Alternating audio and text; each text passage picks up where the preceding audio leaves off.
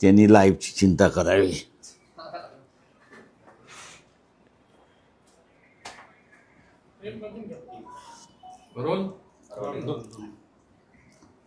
मी पहिल्यांदा हिंदीमध्ये सुरुवात करतो.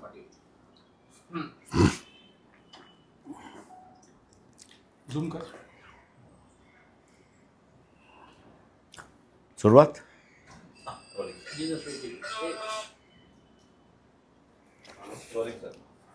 प्राइम मिनिस्टर नरेंद्र मोदी, इनकी जो इकोनॉमिक फॉरेन पॉलिसी जो है वो देश के लिए एक ग्रामर ऑफ एनार्की जिसको अंग्रेजी में कहते हैं उसी तरीके की इनकी पॉलिसी है, ऐसा दिखाई देता है.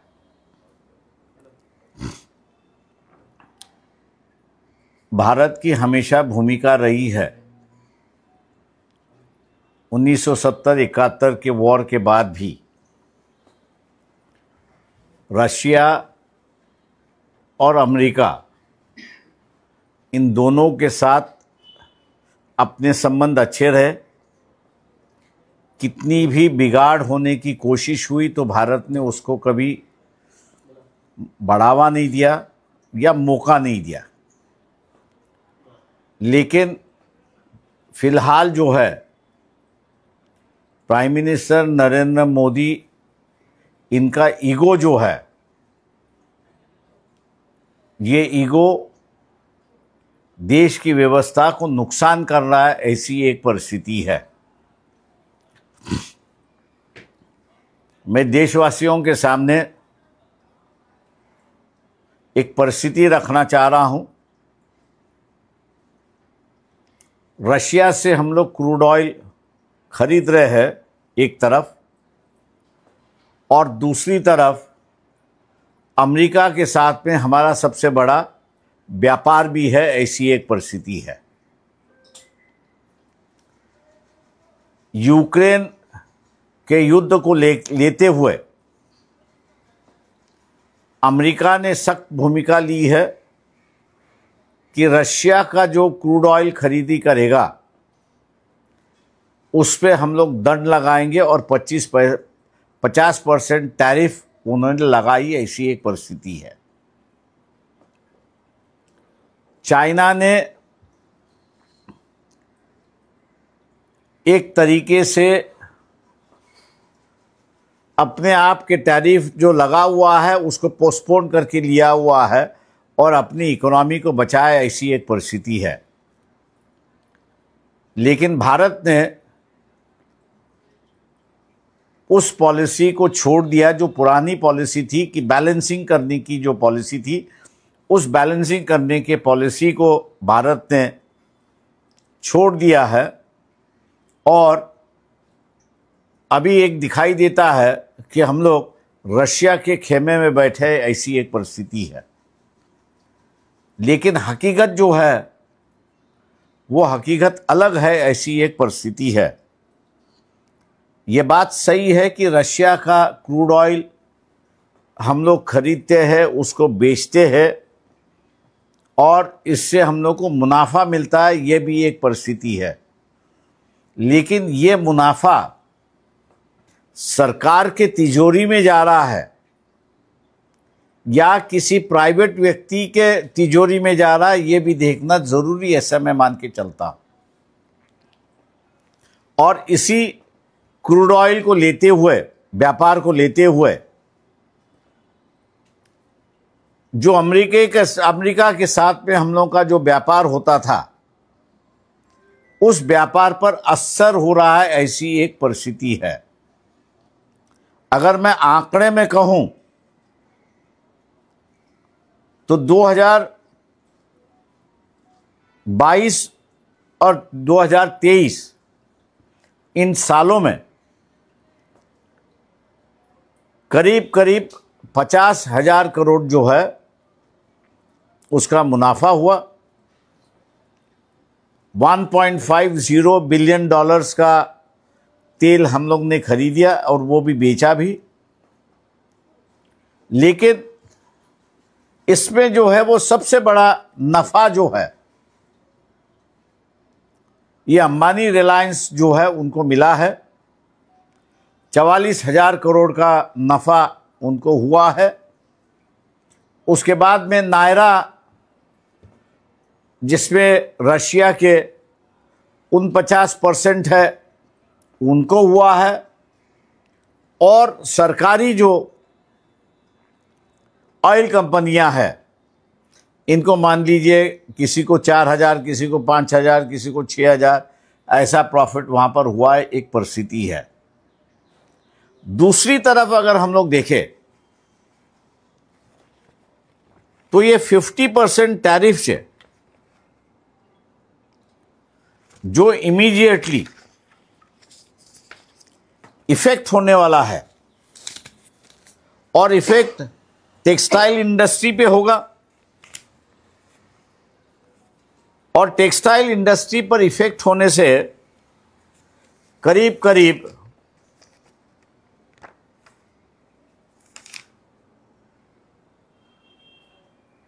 10 करोड़ 12,50,000 वर्कर जो है टेक्सटाइल के इंडस्ट्री में ये इफेक्ट होंगे। मतलब इनको वर्क मिलेगा नहीं, ऐसी एक परिस्थिति है। दूसरा सेक्टर जो है सबसे बड़ा जो है वो जेम एंड ज्वेलरी है। इसमें करीब करीब 1,12,50,000 वर्कर्स इफेक्ट होंगे, ऐसी एक परिस्थिति है। इलेक्ट्रॉनिक आइटम जो है, इस इलेक्ट्रॉनिक आइटम में करीब करीब 18,750,000 वर्कर जो है वो इफेक्ट होंगे। फार्मास्यूटिकल में जो है वो 16 लाख वर्कर्स उस पर इफेक्ट होगा। इंजीनियरिंग गुड्स में है एक 11,25,000 के आसपास होगा। और बाकी सेक्टर जो है उसमें करीब करीब 2,16,60,000 वर्कर्स टोटल इफेक्ट होगा।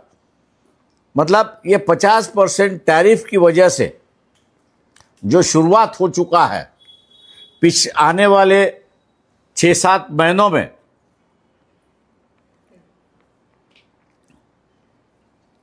3.44 करोड़ इतने वर्कर्स काम से अपना हाथ धो लेंगे, बेरोजगारी बढ़ेगी, और इस बेरोजगारी का जो है लॉ एंड ऑर्डर पे जो है वो सिचुएशन खराब हो सकता है, ऐसी एक परिस्थिति है। इन सेक्टरों के साथ साथ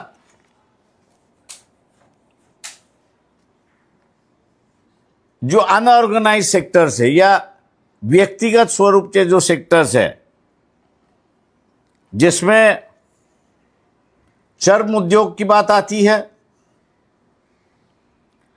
अनुमान लगाया जा रहा है कि 50% टैरिफ की वजह से 40% से 50% जो अमेरिका माल जाता है वो जाना बंद होगा, और चर्म उद्योग में जितने भी लोग हैं, एम्प्लॉयड है, उन पे काफी बड़ा नुकसान होने की उम्मीद है, ऐसी एक परिस्थिति है। वैसे फिशरीज एक इंडस्ट्री है। ये फिशरीज की इंडस्ट्री में जो है करीब करीब 8,827 करोड़ का जो है वो व्यापार चलता है, और इसमें सबसे ज्यादा जो है प्रॉन का व्यापार होता है, ऐसी एक परिस्थिति है। और ये प्रॉन का व्यापार भी जो है अमेरिका करीब करीब 92% भारतीय प्रॉन्स वहां पे खरीदती है। तो ये जो फिशरीज की जो इंडस्ट्री है, कि जिसको नारायण राणे ने कहा कि इंटरनल कंजम्पशन बढ़ना चाहिए, अब इंटरनल कंजम्पशन बढ़ना चाहिए, ये बात सही है, लेकिन लोगों के पास दाम हो तो इंटरनल कंजम्पशन होगा। दाम ही नहीं होगा तो इंटरनल कंजम्पशन कहाँ से बढ़ेगा, ये सबसे बड़ा सवाल है। और इसलिए फिशरीज की इंडस्ट्री पर जो है वो काफ़ी बड़ा नुकसान होने वाला है, ऐसी एक परिस्थिति है। हम लोग लोगों से पूछना चाहेंगे और लोगों ने सरकार से पूछना चाहिए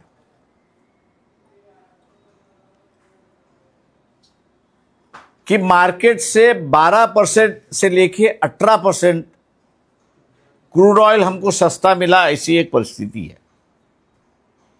ये सस्ता मिलने के बाद पेट्रोल का दाम कम हुआ क्या, डीजल का दाम कम हुआ क्या? तो इन सेक्टरों में जो है वो दाम कम नहीं हुआ, ऐसी एक परिस्थिति है। फिर ये जो मुनाफा है 18% का जो मुनाफा है वो किसने लिया, ये सबसे बड़ी बात है, ऐसा मैं मान के चलता हूं। मैंने पहले ही कहा कि पब्लिक सेक्टर इसमें डील नहीं कर रहा है। नायरा करके जो कंपनी है वो है, रिलायंस पेट्रोकेमिकल जो है वो इसमें डील कर रहा है, वो उसमें डील कर रहा है। और मैक्सिमम प्रॉफिट जो है, ये मैक्सिमम प्रॉफिट रिलायंस इंडस्ट्री को गया, ऐसी एक परिस्थिति है। जनता ने, सरकार ने पूछना चाहिए कि ये जो फॉरेन पॉलिसी चली है या रशिया से जो हम लोग क्रूड खरीद रहे हैं, ये देश के हित में है या सिर्फ कुछ चंद इंडस्ट्रियलिस्ट के हित में है, ये देखना जरूरी है, ऐसा मैं मान के चलता हूं। हम यही चाहते हैं कि रशिया हो या अमेरिका हो, दोनों के साथ हम लोग को संबंध जो है वो मधुर होना चाहिए, नॉर्मल होना चाहिए, ना हम लोग एक किसी की साइड ले, ऐसी एक परिस्थिति है। अब ये जो बेकारी बढ़ने वाली है और साथ ही साथ फॉरेन एक्सचेंज अर्निंग पर जो इफेक्ट होने वाला है, उससे यहां की महंगाई बढ़ेगी। हम लोगों के पास जो आज दिखाई दे रहा था कि एफडीआई के माध्यम से फॉरेन एक्सचेंज आ रहा था, उस पर भी ये टैरिफ लगने के बाद होड़ लगी हुई है, निकाल जो है पैसा निकालना उसकी होड़ लगी हुई है। और दूसरा जो आना चाहिए फॉरेन एक्सचेंज एफडीआई में, वो एफडीआई में इन्वेस्टमेंट आ नहीं रहे, ऐसी एक परिस्थिति है। मैं अगर ये कहूं कि परिस्थिति जो है बेकाबू होते जा रही है, आरक्षण के मुद्दों को लेके ये बेकाबू होती जा रही है, सोशल फैब्रिक जो है उसमें भी दरार आनी शुरुआत हुई, ऐसी एक परिस्थिति है। इकोनॉमिकली जो है हम लोग नीचे स्तर जा रहे, ऐसी एक परिस्थिति है। सामने जो परिस्थिति दिखाई देती है, बांग्लादेश की परिस्थिति दिखाई देती है, नेपाल की परिस्थिति दिखाई देती है,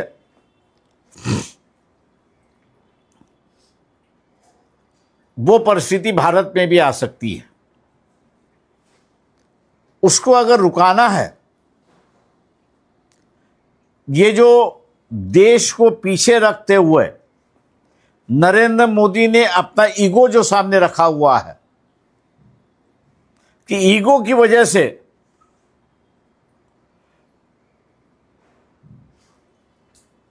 ट्रंप जो यूएस के प्रेसिडेंट है, 4 बार अखबार आई कि 4 बार उन्होंने फोन किया लेकिन उठाया नहीं। ये जो ईगोइस्टिक है, ये ईगोइस्टिक देश को नुकसान पहुंचा रहा है, ऐसी एक परिस्थिति है। मैं जनता से यह कहूंगा कि आपको ही यह तय करना है कि देश बचाना है या प्राइम मिनिस्टर नरेंद्र मोदी इसका ईगो संभालना है। देशवासी इसका निर्णय लेंगे, ऐसा मैं उम्मीद करता हूं। पानी बोल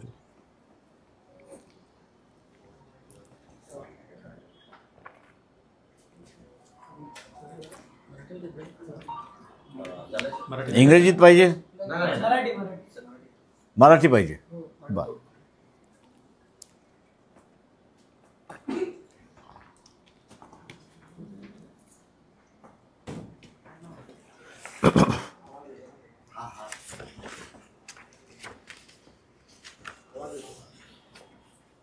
एसीच आहे.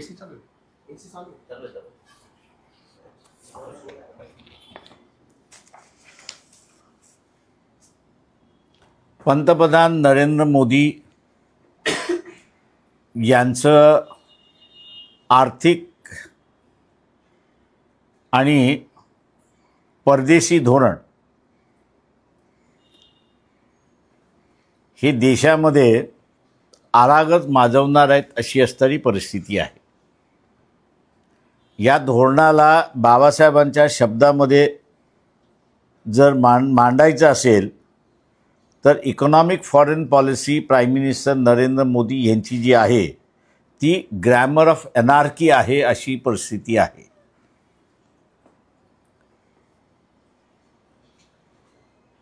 अमेरिकेबरोबर संबंध बिघडत चाललेले आहेत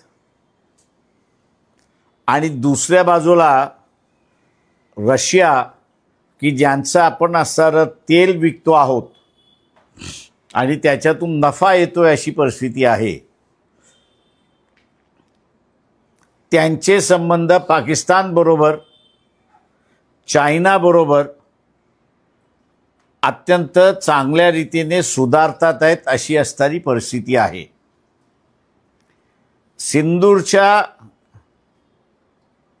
कॉन्फ्लिक्टमध्ये भारताच्या बाजूने एकही उभा राहिला नाही अशी असणारी परिस्थिती आहे.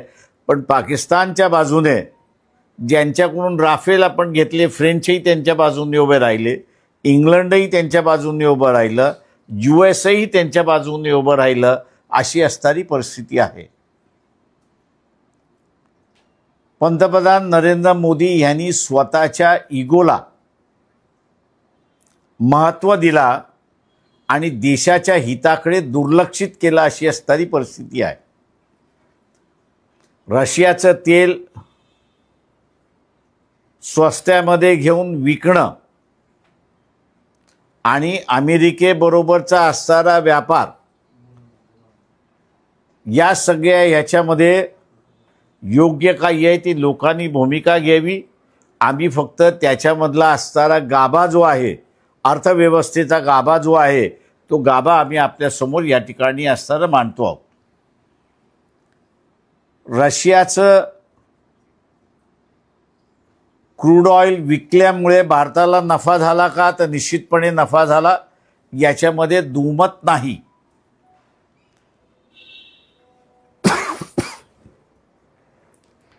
नफा झाला याच्यामध्ये दुमत नाही. पण त्याच्याच बरोबर हा नफा शासनाच्या तिजोरीमध्ये गेला.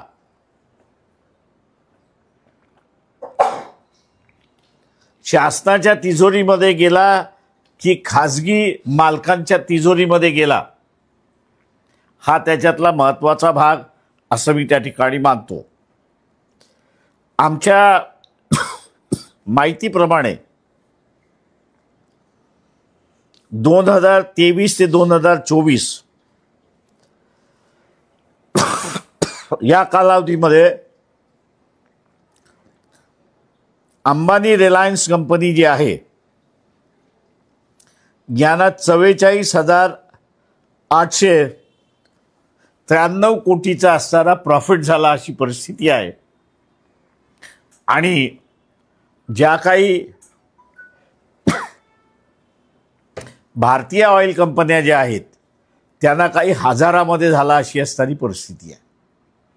तेव्हा प्रश्न हा आहे की रशियाचं क्रूड विकत घेतल्यानंतर इथले पेट्रोलचे, डिझेलचे भाव खाली आले का, तर अजिबात आले नाहीत अशी असणारी परिस्थिती आहे. त्याच्यामुळे देशाला आणि लोकांना त्याचा फायदा झाला असं त्या ठिकाणी म्हणता येणार नाही, तर तो फायदा अंबानीला झाला अशी असणारी परिस्थिती आहे.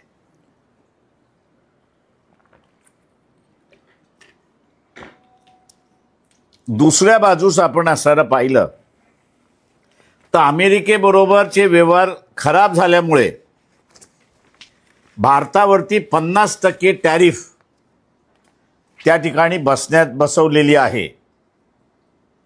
अमेरिकेबरोबरचे असणारे जे काही आपले व्यवहार आहेत ते टेक्स्टाईलमधले आहेत, जेमन ज्वेलरीमधले आहेत, इलेक्ट्रॉनिकमधले आहेत, फार्मास्युटिकलमधले आहेत, इंजिनिअरिंग गुड्समधले आहेत, पेट्रोलमध्ये आहेत आणि इतर आहेत.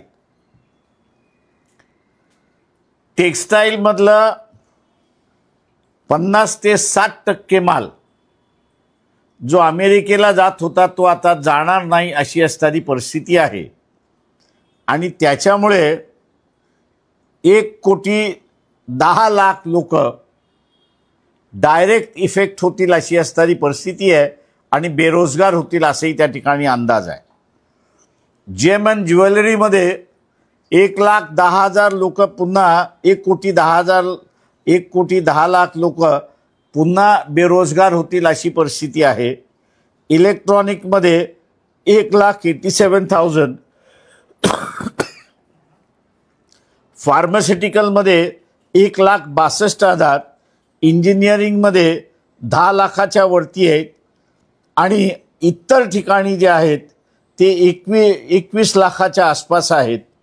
एकंदरीत अमेरिकेबरोबर 50% टॅरिफ लावल्यामुळे भारताचा माल अमेरिकेत न गेल्यामुळे 3,44,00,000 लोक भारतामधले बेरोजगार येत्या 6 महिन्यामध्ये होतील अशी परिस्थिती त्या ठिकाणी दिसते.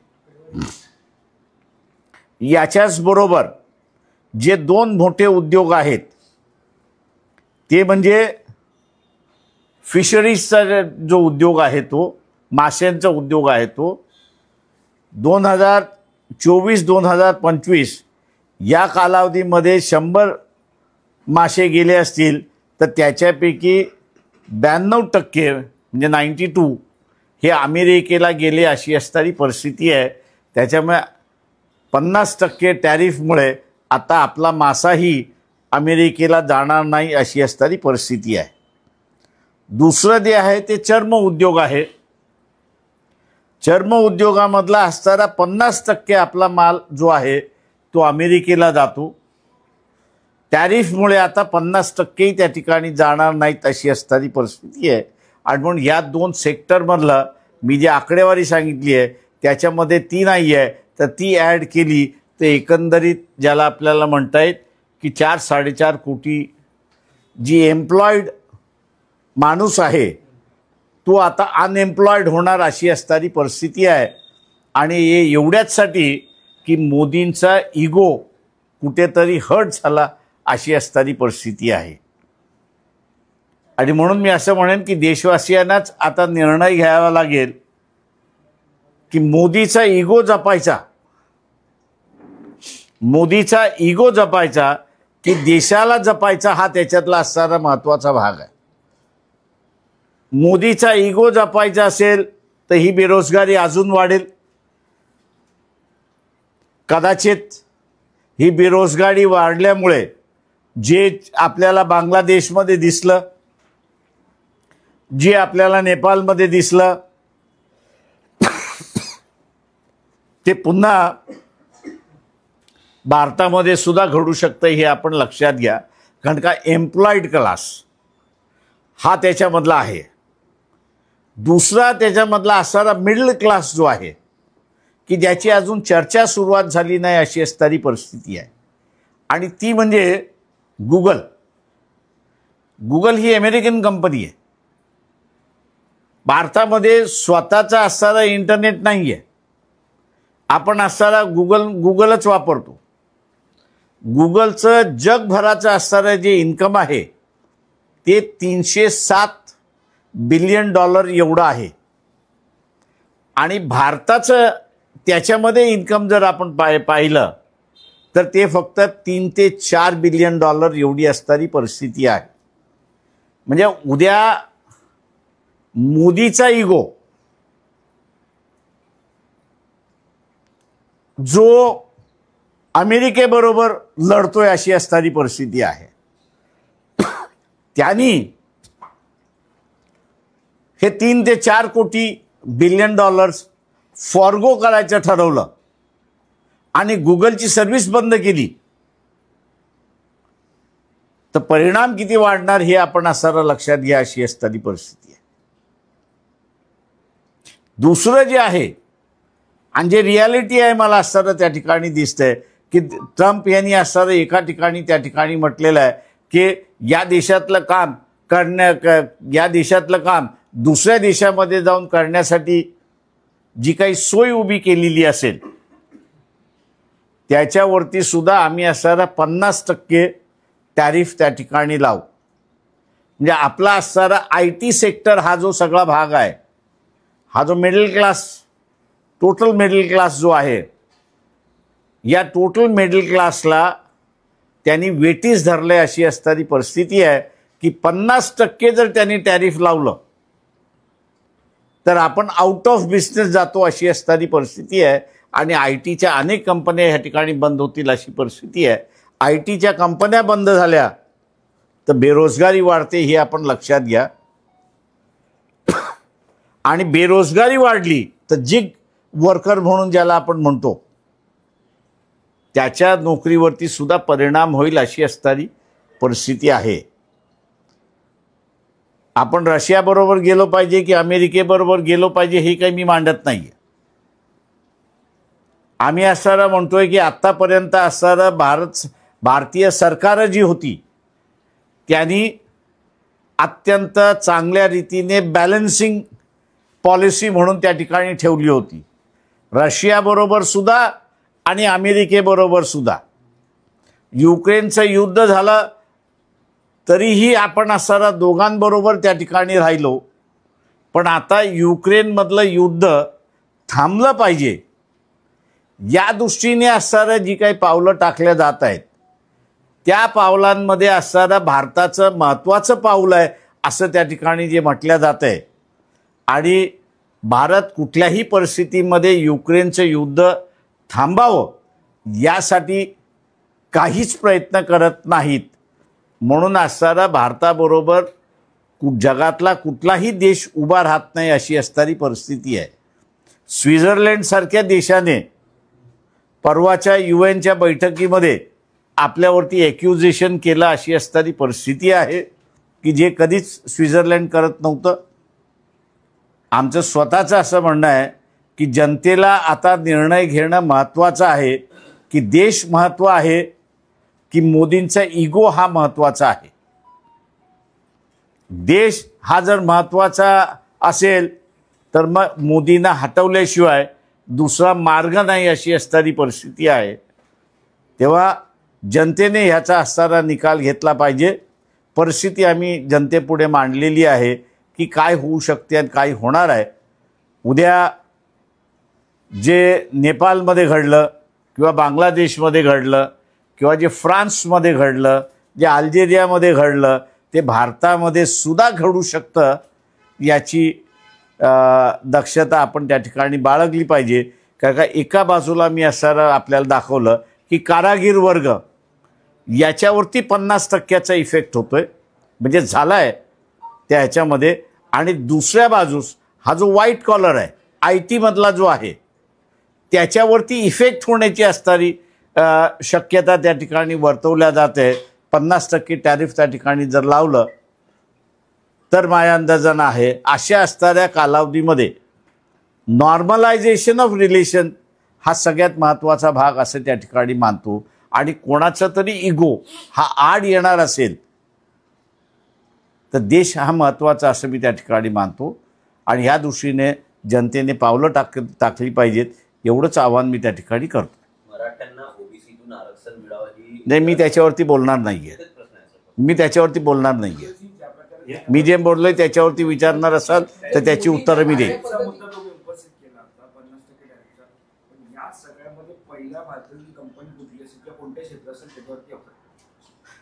सुरुवात झाली आहे.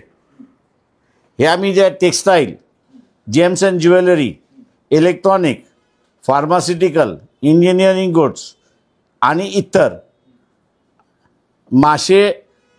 मासेमारी आणि चर्म उद्योग याच्यावरती इफेक्ट व्हायला सुरुवात झालेला आहे.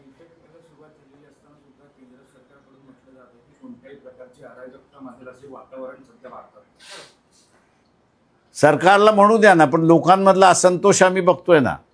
मी आता त्याच्यामधलं फक्त 2 नवीन सेक्टर्स आपल्याला ॲड केली, ते म्हणजे गुगल. समजा गुगल नाही तर आपला मोबाईल नाही. माझं म्हणणं असं आहे, जो मोबाईल वापरणारा आहे त्यांनी पहिल्यांदा स्वतःहून प्रामाणिकपणे उत्तर द्यावं स्वतःलाच, की उद्या त्याला मोबाईल वापरायला मिळालं नाही, फेसबुक वापरायला मिळालं नाही, इंस्टाग्राम वापरायला मिळालं नाही, त्याला असणारं सिग्नल वापरायला मिळालं नाही, तर त्याची रिॲक्शन काय होणार आहे. त्याची स्वतःची रिॲक्शन ही जनरल रिॲक्शन. म्हणजे हा एका बाजूला की जो यंगर जनरेशन आहे, म्हणजे तो सर्व्हिसमध्ये पण आहे आणि अजून सर्व्हिसमध्ये लागायचा आहे असाही वर्ग आहे त्याच्यामध्ये. दुसरा जो आहे मी त्याच्यामध्ये म्हणालो आहे की जो डिग्री घेऊन बाहेर पडून IT सेक्टरमध्ये लागलेला आहे, त्या IT सेक्टरवरती सुद्धा ट्रम्प असं म्हणतात आहेत मी 50% टॅरिफ लावेन. अजून लावला नाही आहे, लावेन असं तो म्हणतोय. ज्या दिवशी तो 50% लावेन त्या दिवशी हा जो ऑफशोर म्हणून आपण सारा काम करतोय तो पूर्णपणे आउट ऑफ मार्केट जाईल. कॉम्पिटिटिव्ह जे आहे ते कॉम्पिटिटिव्हनेस त्या ठिकाणी संपेल आणि ते जर संपलं तर मग हा पुन्हा बेरोजगारीकडे वाढतो अशी असणारी परिस्थिती आहे. ज्याप्रमाणे आपले शेजारी देश असे आहेत, मग ते बांगलादेश असो, श्रीलंका असो, आता सध्याचं नेपाळ असो, तर ही अलार्मिंग सिच्युएशन परत भारतात येऊ शकतं असं वाटतं तुम्हाला? मला दिसतेच आहे. का मी स्वतःहूनच हे करतो की आज मला असणारं एक इन्कम आहे, स्टेबल आहे, माझं कुटुंब स्टेबल आहे. उद्या मला इन्कमच येणार नसेल तर मी सस्टेन किती महिने होणार. तर मी काही महिने फक्त सस्टेन होऊ शकतो, पूर्णपणे आयुष्यभर सस्टेन होऊ शकत नाही. आणि अशा वेळेस मग मी रस्त्यावरती उतरल्याशिवाय राहणार नाही. अशाच प्रकारचं वक्तव्य संजय राऊत यांनी केलं होतं आणि त्यांच्या विरोधात तक्रार सुद्धा देण्यात आली होती. त्यांनी सुद्धा म्हटलं होतं भारतात नेपाळसारखी परिस्थिती उद्भवेल. आता तुम्ही सुद्धा मी आकडेवारी देऊन सांगतोय, हवेत बोलत नसतो मी. म्हणजे संजय राऊत हवेत बोलतात, मला माहित नाही. तुम्ही एकीकडे तुम्ही आता म्हणताना की जर अराजकतेसारखी किंवा सस्टेनेबल राहिलं नाही तर रस्त्यावरती उतरल्याशिवाय पर्याय नसेल. पण अशाच प्रकारचे आंदोलनं टाळण्यासाठी जनसुरक्षा कायदा हा सरकारकडून आणला जातो. त्यामुळे कायदा एक लक्षात घ्या, कायदा तिथेही होता आणि कायदा बांगलादेशमध्येही होता. लोकांनी एकदा ठरवलं की फायनान्स मिनिस्टरचं काय होतं हे तुम्ही बघितलेलं आहे. त्याच्यामुळे लोकांसमोर कायदा राहत नसतो, लोकच कायदा असतात. आणि आत्ताच्या भारताच्या व्यवस्थेमध्ये आपण स्वतंत्र आहोत तेव्हा लोकच हा कायदा आहे. पार्लमेंटने केलेला कायदा हा फक्त लॉ अँड ऑर्डरसाठी आहे, पण लोक स्वतःहून स्वतःचा कायदा करतात. ठोकायचा कायदा हा लोकांचाच कायदा असतो. पण एवढ्या मोठ्या प्रमाणात जर क्रूड ऑइल घेणं बंद केलं तर कोणकोणते असे मोठे सेक्टर, ऊर्जा असेल किंवा मग अन्य सेक्टर असेल त्याच्यावरती देखील परिणाम घडू शकतो. किंवा मग पेट्रोल डिझेल आपण जे वापरतोय त्याच्यावर देखील आपण असं थोडी स्वतःकडे हे करतोय. आपण रशियाचं तेल विकतोय, आपण स्वतःकडे घेत नाही आहोत. आपल्याकडे येणारं इराणचं तेल येते, सौदीचं येते, इतर आपले जे सगळे जुने सप्लायर्स आहेत त्यांच्याकडून सुद्धा आपण घेतोय. नाही असं नाही, वन विंडो सिस्टम नाही केली अजून. आपण फक्त रशियाचं ऑइल घेतोय आणि ते युरोपियन कंट्रीजना विकतोय. ज्याला गरज आहे त्याला आपण विकतोय. आणि त्याच्यातनं असताना मी आपल्याला म्हणालो की प्रॉफिट झाला, त्या प्रॉफिटपैकी 80% प्रॉफिट 44,000 crores हे एका अंबानीकडे. म्हणजे या देशातली इको फॉरेन पॉलिसी जी आहे ती फक्त एका माणसासाठी नरेंद्र मोदी राबवतात आहेत आणि ते म्हणजे अंबानी.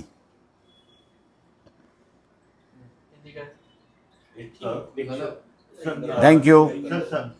एक शेवटचा प्रश्न, कबूतर खाण्यावरून मागे थँक्यू. हिंदी सिंगल करते हैं सिंगल बाइट आपण हिंदी बोलले ना ते बोलले ते हिंदी हिंदी दिली अगोदर ठीक आहे चालेल.